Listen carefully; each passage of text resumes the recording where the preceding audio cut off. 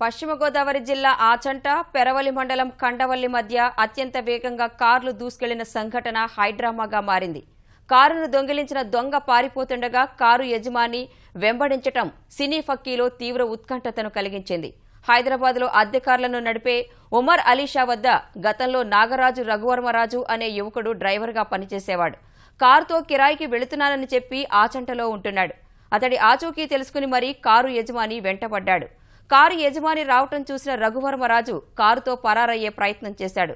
ఈ క్రమంలో ఆచంట నుంచి వేగంగా కారును నడిపి మార్గమధ్యంలో ఒక ద్విచక్ర వాహనాన్ని ఆటోని ఢీకొట్టాడు. పెరవలి మండలం కండవల్లి వచ్చేసరికి యజమాని కారు అడ్డంగా రావడంతో ఎదురుగా వస్తున్న లారీని బలంగా ఢీకొట్టి కారును ఆపేసి పక్కనున్న తోటలోకి ఉడాయించాడు. 2 కార్లు అమిత వేగంతో వెళ్లటం చూసిన హైవే పోలీసులు కార్లను వెంబడించి కండవల్లి వద్ద ఆగిన కార్లను పట్టుకున్నారు. దొంగ కోసం వచ్చిన పోలీసులు యజమానిగా గుర్తించి వారి సమాచారాన్ని తీసుకుని పంపించారు. సుమారు గంటన్నరకు పైగా నడిచిన హైడ్రామాకు తెరపడటంతో పోలీసులు స్థానికులు ఊపిరి పీల్చుకున్నారు.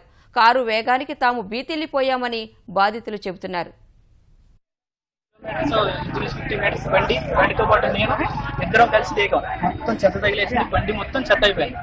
ఇష్టం వచ్చినట్టు కొట్టుకొచ్చాడు. అలాగే సిద్ధాంతంలో కూడా కొట్టాడంటే, ఆచంట్లో కొట్టాడంటే, మానవరిపల్లిలో కొట్టాడు. మొత్తం అందరిలో గుద్దుకుంటూ వస్తే కరవల్లో ఇక్కడ ఆగింది. ఆటో డ్రైవర్ని నేను టికెట్లు వేసుకొస్తుంటే వెనకాల సైడ్ మనుషులు ఏమన్నారంటే వెనకాల కార్లు స్పీడ్గా వస్తున్నారు, సైడ్కి ఎట్టమన్నారు. సైడ్కి ఎట్టాను. అయినా సరే నన్ను యాక్సిడెంట్ చేసి వెళ్ళిపోయాను.